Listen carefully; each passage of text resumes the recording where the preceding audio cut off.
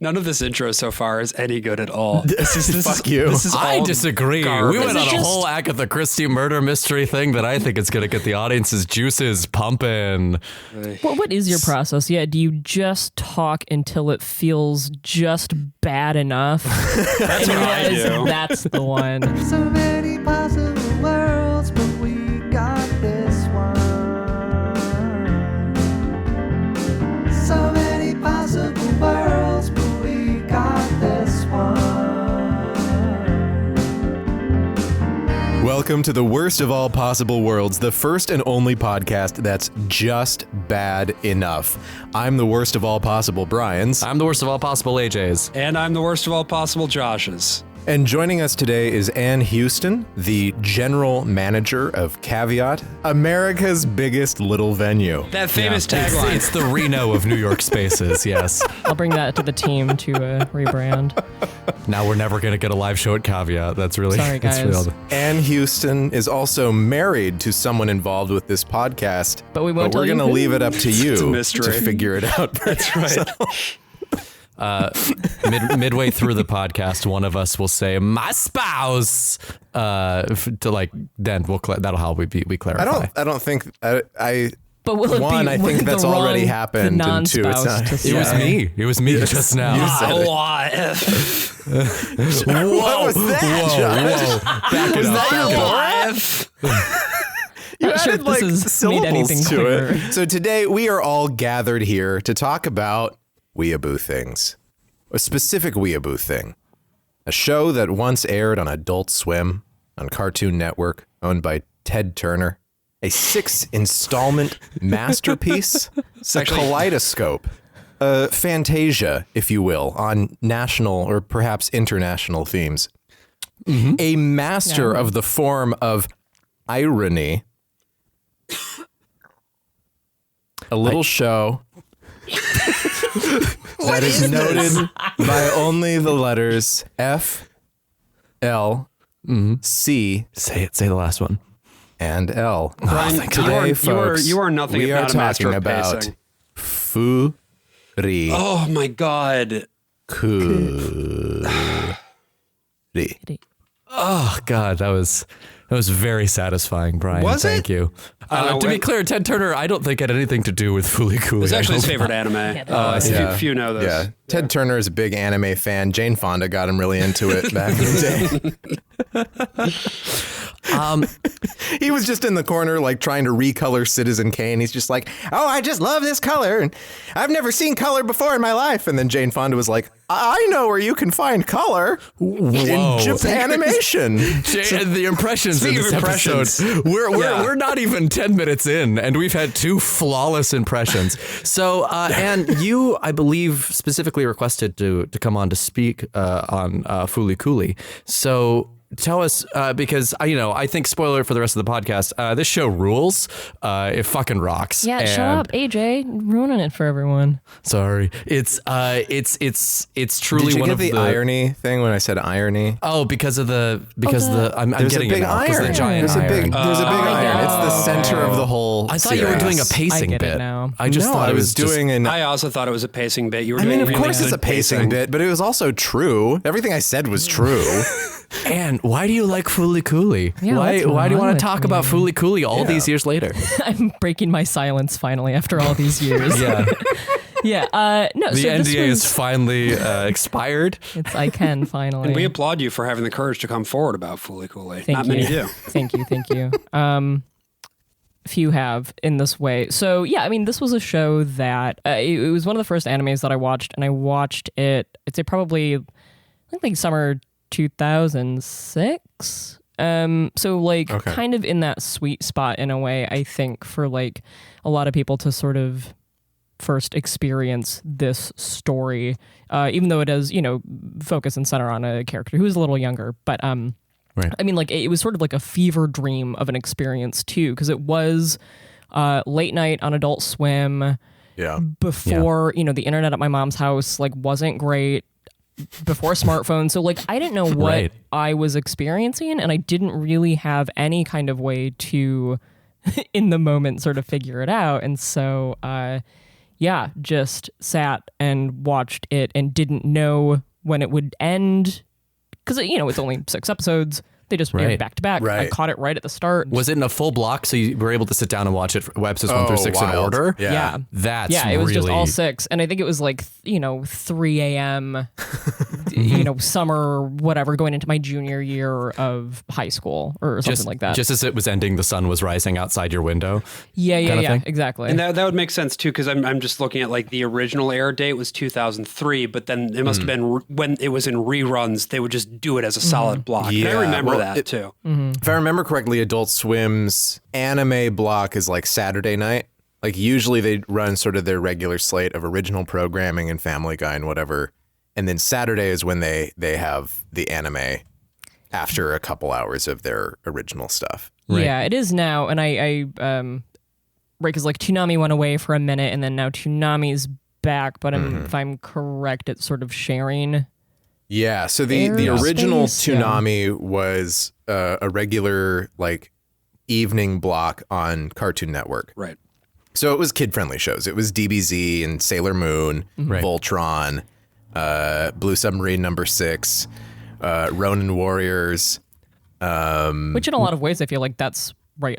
For a lot of people, sort of like their first exposure to anime is Definitely in for me, one way or yeah. another, sort of like Toonami or Adult Swim. Or the WB block. When Fooly Cooly aired on Adult Swim originally, which again was in 2003, at that point, some anime had made its way stateside, but certainly nothing like this by any stretch of the imagination. It was really the like stuff related to trading cards. Yeah, or stuff that had been Just the like merchandising, Voltron everything. isn't really anime. It's a completely new show that was made using old animation, and they did the same thing with Macross. Cut religious references and offensive content and any sort of nudity or anything like that. And with Adult Swim, there was finally this idea that you could watch a show unedited. Yeah. And there was, Whether that was true or not. I remember the intro to Adult Swim too, and when they were like first introducing it, it was just a shot of a pool, like a live action pool, and a lifeguard from off camera screamed, "All kids out of the pool! It's Yeah, time and like for a Adult little Swim." That's right. lifesaver Yeah, would that's what float they'd show. by. Yeah, and I remember watching that as a kid, like when the transition would flip over from I think after 11 to midnight, right? It was 11:59 to midnight, and it felt like I was committing the gravest sin by watching the show and not being an adult. It felt like I was breaking every fucking rule. And Fooly Cooly, I think, fully personifies everything that I felt like being a little rapscallion of a teenager would be, because it is I think the ultimate show about puberty, and not necessarily in terms of plot line, but in terms of the way it makes you feel inside and all of the emotions that puberty brings with it. It like seeps inside of you, this show, in a way that I don't think any other anime that I've seen has had this profound an impact on me. And it also was wonder, how much of that is like the timing of it too, like when it came out and when I personally first saw it too, right? Like, again, no real easy access to the internet, but also like, to AJ, what you're saying of like grave sin of, like I watched it on the family TV in the TV room as like I would. I remember like late night, watching like The on volume Oxygen, there'd be low, like softcore porn sometimes, like late at night, and I'd like go and watch it, but like volume down, because one ear is listening and the other ear is listening to the TV, and so the sort of taboo, kind of sneaky. And it is sort of it's one of those shows that it was very hard to convince your friends was real on the playground. Like I would go the next day and say, so there's a giant hand, right? But it's a photorealistic. It's just like a regular hand, right? And it comes down and it picks up this iron and it's going to iron out okay. So for it to iron out the world, it's like brains have like grooves in them, right? And so it's going to make them all smooth. And where are you going? Well, please, I have Pokemon cards. Will that make me popular? And before that, you have to like, right, because that's episode 6. You have to be like, but so first the woman who then she hits this kid with her guitar and her Vespa, and so then robots out of his head. Yeah, so that brings us to the first episode, I think. So we start with this scene with Naota and Mamimi. Yeah, Hamimi. His brother's girlfriend, if I understand that correctly. So I just watched this show yesterday. So this is all completely new to me. Yeah. Naoto's our protagonist. He's 12. He's chilling. He's a little bit sullen because his brother is off. They're in Japan, but his brother is off in America pursuing a career in Major League Baseball. And his brother's girlfriend is horned. Yeah, super She's horned up. It is certainly one of the horniest shows that I think I've ever seen. It's a horny opening. It's she basically pounces on him right at the beginning. Yeah, she's describing tips for holding a bat, which are, the show is chock full of double entendre, but this specifically being, baseball being a central metaphor of this whole thing for sex, but also tied in with the loss of his brother. Like there is so much happening even in this first scene. The creators of Fooly Cooly really set out to create a thing that was only 6 episodes, but was so densely packed with stuff that you'd be able to pick out little new things every time you watched. And of course, the first time I watched this, I was 12, 13 years old. So I did not understand any of the references, including the baseball stuff, but more importantly, the horns that would eventually come out of Naota's head. Right. They're by the riverside in this first scene, and she pounces on top of Naota, and I guess sort of a way of him representing her boyfriend, who is now in the States, trying to reclaim and recapture that relationship. It seems like everybody in this world is trying to recapture something that they actually can't ever get again. Yeah, there's sort of some transference going on there because... she's a teenager and he's 12. And so she doesn't really have a whole thing for him exactly. It's more like what he represents in a way. It's the fact that he is in many ways the living connection to and memory of his big brother. And his brother is such a weird figure too, because he might as well be dead. They don't have any contact with him at all. He's just this weird dark cloud kind of hanging over his household. You briefly see a picture of him, not entirely. His face is obscured with his new American girlfriend. I love the design of Naota. I think he looks like a reverse Ash Ketchum and a little bit like Lil Slugger from Paranoia Agent. Yeah, I was going to say, actually, it looks a lot like Lil Slugger. I couldn't find any direct references saying that I couldn't find anything that said it was a direct reference. But it's hard not to see it. Yeah. He's Shinji adjacent also, but in a number of ways. Shinji other ways and too, Ness and Yeah. Oh yeah. I didn't even make the Ness connection. So Naota and Mamimi are walking across the bridge. Then he gets struck by a Vespa and also a bass guitar. Right. And the scene changes animation style 6 times? Conservatively 6, yeah. There's a great, it even goes completely CGI 3D with the camera rotating around. And then it cuts away to everyone in a bus. And someone's like, oh yeah, those slow motion scenes are really hard because you have to hold your face there the whole time. They're like, wait, the slow motion is you just acting in slow motion, and then it cuts away from that back into the show. And already you get a feel from this of how meta the show is going to be. The way that it jumps in and out of different animation styles. It's frequently commenting on itself. It's frequently breaking the fourth wall. Commenting on other anime. Right. And it doesn't even break the fourth wall in the same way. That doesn't that cutting away to them sitting on a bus and as talking if they're about the actors process in a thing, that never happens again. Right. No, there are a couple times that they reference that they are in a show, but they never reference that they are actors in a show ever again. It really is, this whole show is throwing the kitchen sink at the wall and seeing what sticks. Someone had brought up Shinji earlier, and the thing that I think it really does share with Evangelion is that even though this scene is so Looney Tunes, he gets caught up in the Vespa's front wheel and then goes through the back like a piece of taffy and then gets thrown into the air. There are moments like that are immediately contrasted with just silence. Just earth-shattering, lonely silences. I think that's one of the big reasons why it made the impact that it did, particularly in the States, not so much in Japan. Haruko is the woman on the Vespa. She has struck this child and is calling him by a different name and leaves. Yeah. That's it. That's just... Is she the first one to call him Takun? Well, she calls him Taro-kun. Taro-kun. Yes. Right. And then that somehow that ends up shortening down to Takun. Well, because Takun, but then also, and I could be wrong, but I think Naota's brother is Taskun, because then Mamimi refers to both Naota as Takun, sort of as a nickname, but then also like her various pets that she kind of gathers along the way. Mamimi's whole journey in this show, I think, is probably one of the most interesting.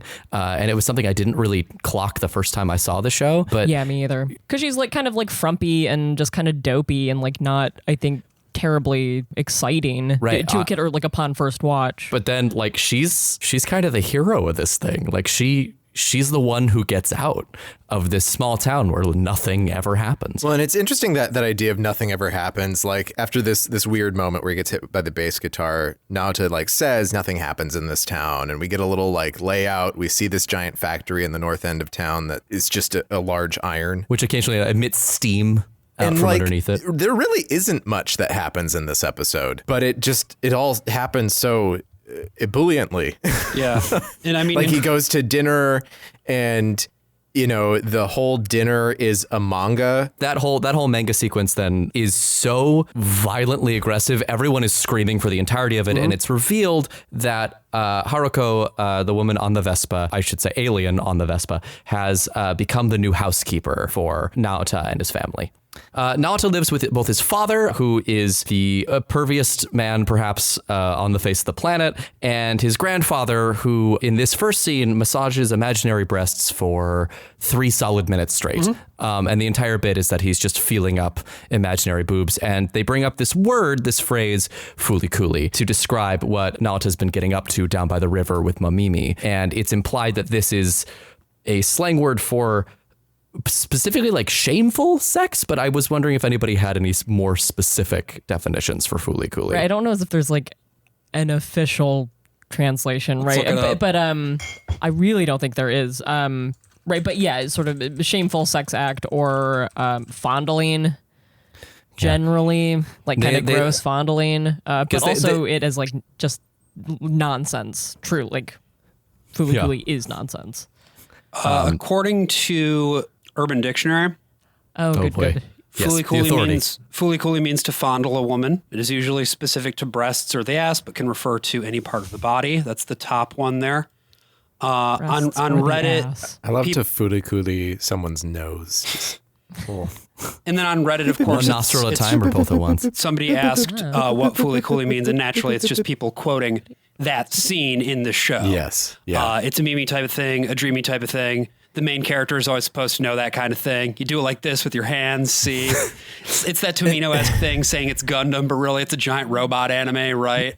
Well, yeah, and then there's all this discussion going on about like Evangelion and about Gundam. Then the bump on Naota's head turns into a Gundam. Throughout all 6 episodes, the basic structure of the thing is there will be a problem introduced. Naota will have another bandage on his body somewhere that will then erupt into a giant Gundam-esque thing to fight. Well, and then the Gundam becomes like their maid. Yes, of course. He will later be named Conti, but for now, he is just a giant robot with a television for a head, like a CRT Medical TV. Mechanica robot, which is that iron, that factory. Yes. I do want to talk for a second, though, about going back to what I think, AJ, you were saying about like really capturing the feeling of having an out of control erection. Yes. Honestly, yes. Yeah. Yeah. First of all, the whole thing is triggered by Mamimi says that she's overflowing. Yes, that's the thing that she says when she pounces on him. Yeah, it's a very, and so this is clearly there's something going on in him too. Like he's feeling something that he doesn't quite understand. This is represented, of course, by the gigantic robot popping out of his head, which is also a boner. Which before being a robot is just a horn. It's just a horn on his forehead. He is horny. And there's this local folk myth that's going around that this woman on the Vespa is a demon, right? And that when a demon touches you someplace, if that leaves a mark, if that makes leaves a color or a swollen spot, then that means you have something to feel guilty about. That's so also sort of a carrying sin with you. That's also sort of a little play on the translation for Vespa and Wasp. because there's not okay. a W sound in Japanese. So like Vespa, because they call her a wasp woman or the Vespa woman. She stings you. Is sort of also a play on that in the translation. I do love that stinging in this case is being run over by a Vespa. Just a mild Leaves sting. a mark. Yeah, And he's sure you know, does. it's interesting to me too. Like he's more embarrassed about the mark. I mean, because it's a gigantic phallic horn out of your forehead, so I suppose that makes sense. But like covering that up with the Band-Aid, but as opposed to like the hickey that Mamimi gives him, he's like not putting. Because she's like, oh, do you want a Band-Aid for this? He's like, no, it's fine. Yeah. There is no one more apathetic to his fate than Naota, I think, at any given point. He just doesn't care. He just wants people to leave him alone. It seems to be like everyone is desperate to do fooly cooly with this child. And he's just like, maybe not. Maybe I'm 12 and I should just, I don't want to drink sour drinks. Right. Yeah. He doesn't like spices or anything sour or even really stuff likes that's like too a kid fizzy. taste. Yeah. almost, Bland, right? mild It's like flavors. He knows what Yeah. he likes. Childlike but it's a little palate. juvenile. Yeah. People use Naota as an outlet for their own desires and their own ends and their own needs. As we get into episode 2, we have these conversations with Haruko where you'll see them standing across the room. And then as the conversation goes on, their body positions will change. They'll even change settings. They'll be in a different place. They'll be going from one place to another. And then they'll sort of end the scene with them exactly back where they were at the beginning. Almost as if it was simply like the feeling of the conversation that he was having with her that made it feel, oh, she's breathing down my neck or she's standing right up next to me. The claustrophobia that creates in that scene is really always stuck with me. So we begin episode 2, Firestarter, with Fire starter? Twisted this- fire Is starter? Yeah. we should probably take a moment to talk about how much the music in the confessed show arsonist. freaking slaps. The Pillows, a Japanese pop rock band, I guess is probably the best way to describe them. Yeah, I think so. They composed all the music for the show, and it fucking rules. Is some of this music different in the dub? I watched the dub, which is what you're supposed to do. Who told you that? Is it different in the subs or? I don't think so. I mean, 'Cause some of the music feels very like. so it's, I mean, the Pillows wrote 2 songs for the show, and then everything else is their backlog, which like they've been around since and been creating music since what, like mid to late 90s, and then the show being what 2000. I think. Yeah, they actually started in 1989. Because there was That's definitely big deal. stuff in the dub where it was like they made a bunch of Crystal Pepsi jokes. They were really good, had a very great payoff, but I was like, there's no way that this was in the original. No, that one actually was brought up specifically as one of the biggest challenges with making Fooly Cooly was the translation, because the original makes a lot of references to like very obscure Japanese pop cultural stuff, and how to translate that to an American audience was a huge hurdle. But that one in particular was made to be based on a Japanese soft drink that had also gone out of style. It's interesting. A lot of the props are real objects. Haruko is holding a pair of binoculars at one point. They have Mamiya branding on them. Ooh. Yeah, Olympus cameras. Make a Olympus big- cameras was the other one. Both an Olympus point and shoot and an Olympus SLR. All, of course, Japanese brands, but also just popular cameras in their own right at that time too. And then there's this weird little handheld game that's being played in this Firestarter episode. That's also, I think, just called Firestarter. Yes. And she's playing on what kind of looks like a phone. I don't think it's like a Game Boy. Looks more like an Atari Lynx. Okay. I don't think it is, but that's what it looks like. It's more along those lines. And it's a game about just burning buildings down like a Max Frisch character. In honor of a god named Kanti within the game. And so Kanti is the name. I'm putting these pieces together as we're going. So Kanti is the name of the TV-headed robot maid that came out of Naota's head. Yes, correct. Which he is given, Mamimi gives him the title of Kanti. Because she's been playing this game. Okay. Yes, and because it's revealed that her high school and also Naota's older brother's high school was burned to the ground years ago in an act of arson that may or may not have been Mamimi. Probably was. It's pretty heavily It's implied. heavily implied that it is, but Well, I it's think it never was their outright said. elementary school, actually. Oh, it was an elementary school. Right, because I mean, in the show itself, I mean, this was like years ago. It is, and I could be wrong, years ago, and at the point that we, of the TV show, Mamimi is, I think, high school, 17. middle school, high school, she's high 17. school, yeah. So, but it was like years ago. We had an arsonist at my high school once. Really? There's a guy who graduated from from my high school and then somewhere along the way became a volunteer firefighter and decided, I guess, he wanted more work. I don't know. He was into it. He was into the fire. He was more into the really loved fire giving part back than I to his guess the community putting if it out he's- part. yeah. So Yeah. he had apparently burned down some abandoned houses on the reservation. And then, I don't know, just got a little bit more bold. And we had our buses inside of a big barn. Not all of the buses, but a handful of them. Uh-huh. And he set the bus barn on fire. And Holy like shit. three buses exploded. It was the middle of winter too, so you could just see the whole thing smoldering for like the next month. He was in my brother's class. Now, that's what I call a twisted fire starter. Folks, the other... Jesus. So to go back to the episode then for a second, the other big thing that we've learned alongside all this stuff about Mamimi and her pyromaniac tendencies Yes. is that Naoto now has a portal in his head that is able to suck things in from other dimensions. His head is... Which he has no control over. Right. Yeah. But his head is empty now. His head is empty. Yeah. No thoughts. No thoughts, just vibes and Just vibes. robots. And robots. Yes, actually, when they take an X-ray of his head, when Haruko, disguised as a nurse, takes X-rays of his head, it reveals there sexy is no nurse. brain in there. Yeah, a very sexy nurse.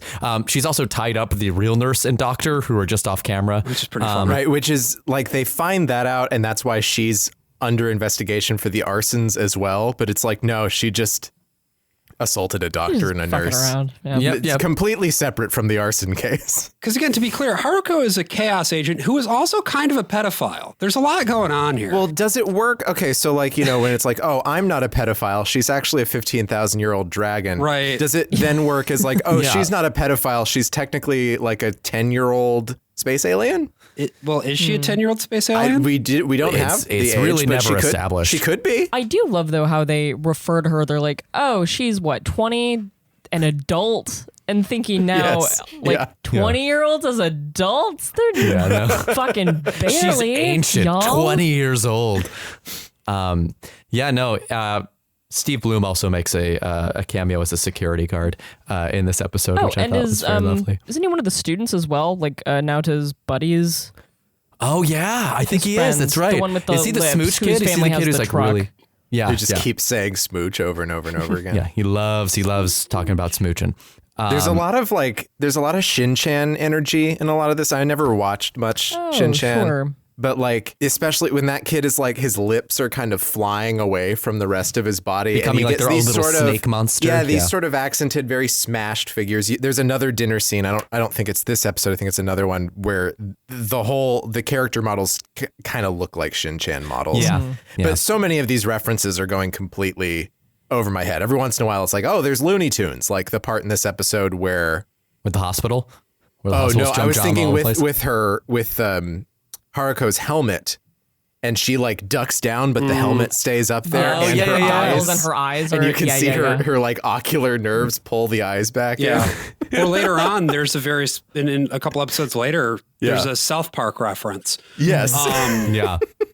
With the commander, who we'll get to in his Which apparently amazing eyebrows. for the already small Japanese audience that the show even had would have gone completely over their heads at the time. Like South Park didn't have really any cultural position in Japan at this point. Sure. I mean, it's also just a very striking animation style. Yeah, It's yeah. so jarringly different than everything that comes before it, because I think they're referencing JoJo's before that. Like they're switching back and forth between Yeah, South Park and JoJo. But getting back to Firestarter, I'm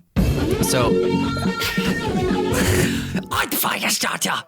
Twisted Firestarter. it turns out that there have also weirdly been a lot of fires happening all around town. Who's causing those fires? I'll be honest.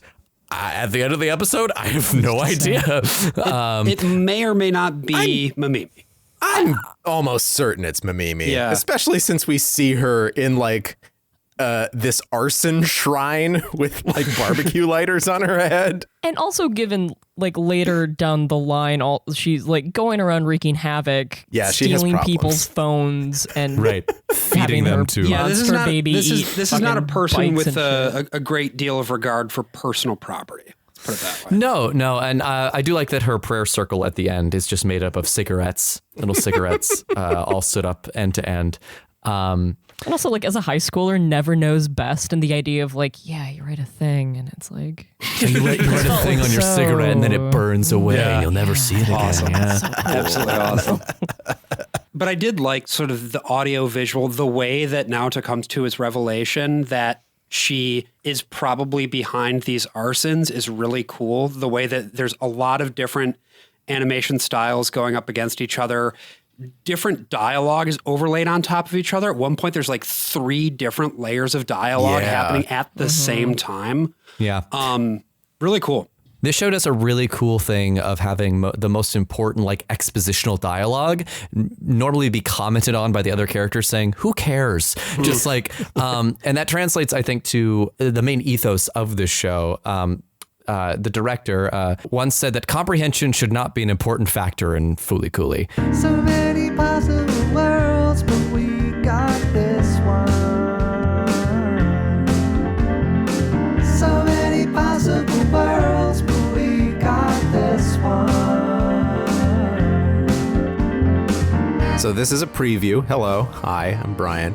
And if you want to listen to the rest of this episode, including some of our weirder discursive bits, including references to that hand thing, and Josh's terrible encounter at an immersive production of La Boheme in London, well, you're going to have to listen to the whole thing, which is over on our Patreon. You'll get to join the ranks of people such as our newest Grand Inquisitor, Mark Smith, and our Pangloss tier patrons, such as Ashley Stoneman, Dara Swisher, Hannah White, Nikola Donov, Silverbear 909, Timmy Sexton, and Tony Diddy.